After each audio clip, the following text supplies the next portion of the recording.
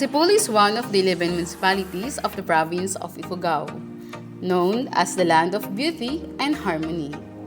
Additionally, it is also the youngest municipality of the province. Asipul is politically subdivided into 10 barangays. Being a fifth-class municipality makes it eligible to be one of the benefiting municipalities of the BFAR-CAR Saad program, as the program covers the 5th and 6th class municipalities. Kawayan Farmers Association in Barangay Kawayan is the first identified recipient of the municipality. Just like other barangays of the province, farming is their main source of living. CFA was organized in 1992 with a starting member of 66. Si Basilia Macasa, manager ng Kawayan Farmers Association. Ang kasalukuyang hanap buhay dito sa aming barangay ay pagsasaka at pag-aalaga ng mga hayop.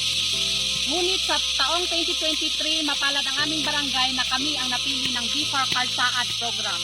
Sa project na ito, marami kaming natutunan katulad ng pag-aalaga, pagpapakain at pag-harvest ng tilapia na nakapagbigay dagdag kita sa aming pamumuhay. Maraming pagsubok ang napagdaanan ng aming organisasyon ay pagpatuloy pa rin namin ang programang ito dahil malaking tulong ito sa aming pamumuhay. Sa project din na ito ay mayroong kabuang 59 beneficiaries na may 26 females at 23 males na may kabuang 3.7 hectares farm area. Maraming salamat BFAR-CAR Saad program.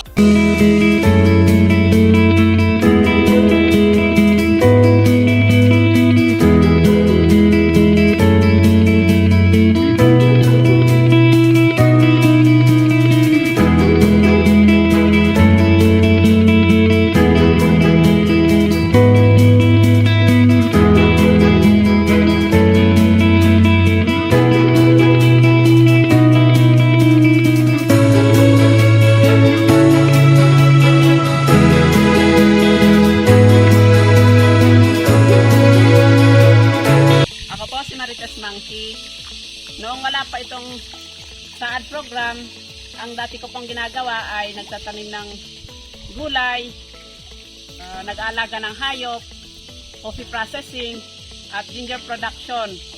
Pero noong 2023, isa po ang barangay namin na napili sa BFAR-CAR Saad program at isa po ako sa beneficiary. Malaki pong tulong sa aming pamilya dahil dagdag kita po sa aming pamilya kasi dito po kami kumukuha ng ulam at malaki po ang tulong sa amin dahil pag naibenta namin ito ay financial income din po namin ito. Kaya maraming salamat po sa BFAR-CAR Saad program. In behalf of the people of Asipul, gusto namin magpasalamat sa Saad sa pagbigay ng mga inputs para sa mga fisher folks namin sa Asipul, especially for Kawayan Farmers Association na beneficiary ng program ito. So ito yung program na malaking naitulong sa amin kasi in the past years hindi masyadong napapansin yung fishery program. Kaya malaking pasasalamat namin sa Saad at nabigyan ng emphasis ang fishery program. Para naman ito yung isang nakikita namin na potential ng Asipul, yung fishery program. Kaya malaking pasalamat namin sa Saad and hopefully ang programang ito ay tuloy-tuloy at mapanpa sa ibang mga barangays para naman matulungan natin yung mga ibang mga fisher folks natin. The CFA is currently focusing on starting up their hatchery operations. With our combined efforts, may the Saad program's vision of lifting its beneficiaries above the poverty line come true.